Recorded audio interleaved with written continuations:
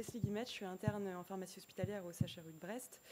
Et donc je vous présente un petit travail qu'on avait fait lorsque j'étais en stage à Lannion, dans les Côtes-d'Armor, à mon précédent stage, avec Alexandra Trénaud et Pierre Le Guévelot. Donc je n'ai pas de lien d'intérêt à déclarer. Donc le contexte, donc, comme vous le savez sûrement, l'AMM du paracétamol injectable le réserve à des cas particuliers où la voie parentérale est cliniquement justifiée, donc c'est-à-dire qu'il y a une nécessité d'antalgie urgente, ou lorsque les voies orales ou rectales sont impossibles, donc par exemple en post-op immédiat ou lorsque la motilité digestive est réduite. Donc, dans notre centre, à Lannion, il y avait déjà eu un programme de sensibilisation en 2006 avec beaucoup de réunions entre pharmaciens et IDE et aussi avec les médecins.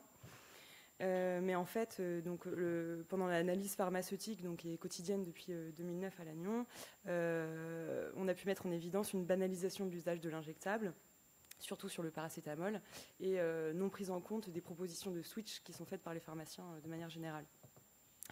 Et donc quand on regarde les consommations, en 2016, le paracétamol injectable représentait seulement 8% des consommations totales de paracétamol en dose définie journalière, mais constituait le 3e poste des dépenses dans les médicaments inclus dans les GHS, donc quand même.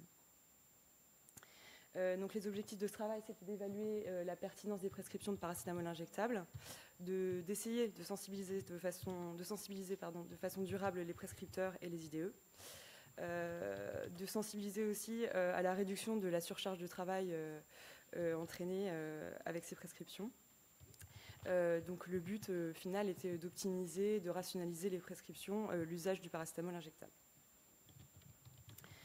Donc nous avons réalisé une analyse rétrospective des prescriptions de paracétamol injectable sur tout le centre hospitalier de Lannion.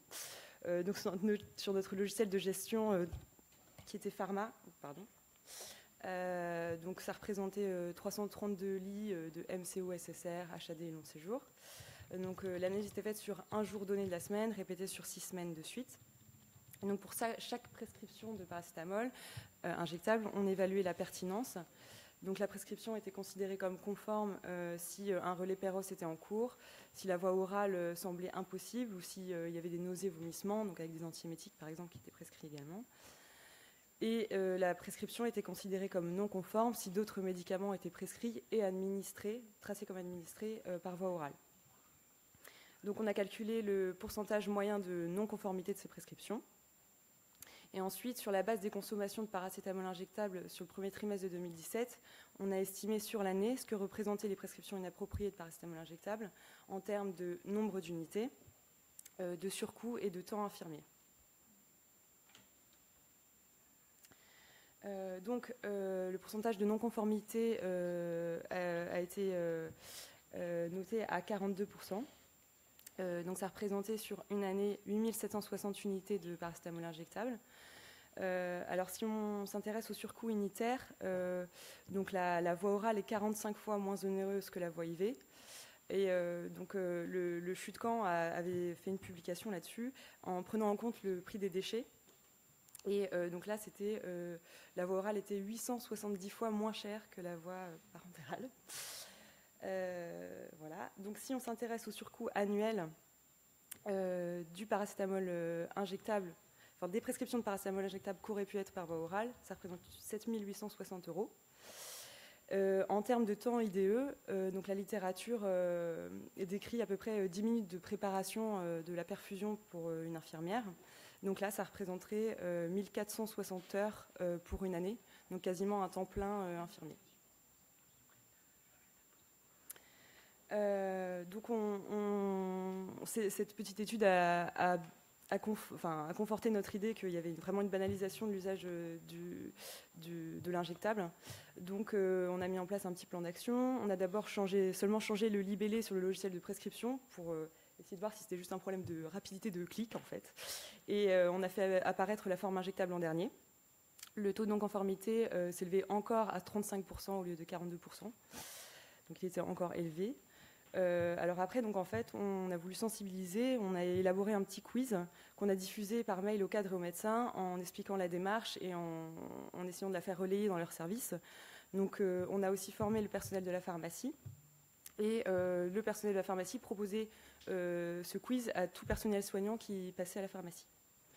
Donc les objectifs, c'était de sensibiliser sur le mésusage du paracétamol injectable, d'encourager à soulager le travail du personnel infirmier et échanger entre professionnels au sein des services.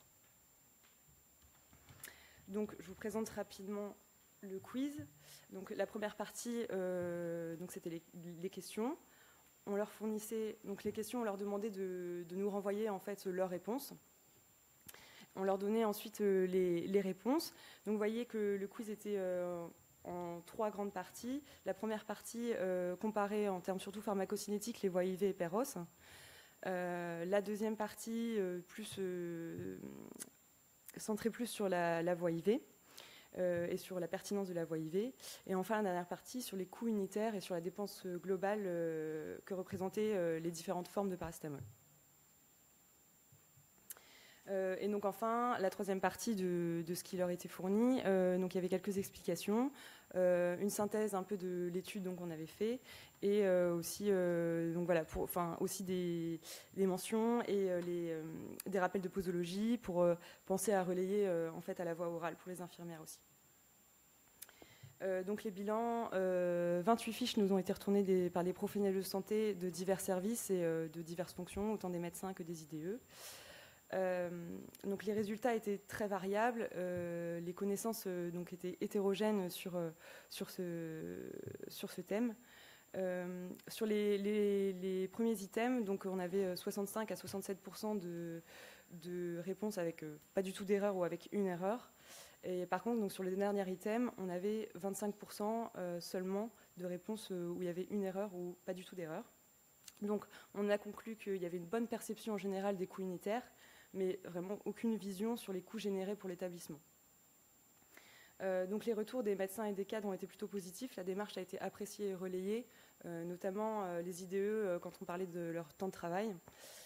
Les problématiques qu'on a pu rencontrer, c'était surtout comment communiquer sur une information qu'on pouvait considérer comme acquise sur un médicament tel que le paracétamol, sans mettre à défaut et sans heurter les professionnels de santé. Et puis aussi, donc, ce qui nous a été remonté, c'est l'effet placebo que représentait l'injectable pour le patient de la part des infirmières. Donc là, ce qui explique aussi la nécessité d'associer, d'informer le patient, ce qui peut représenter un prochain axe de travail. Et donc actuellement, un travail similaire est en train d'être fait sur l'ofloxacine. Voilà, merci de votre attention.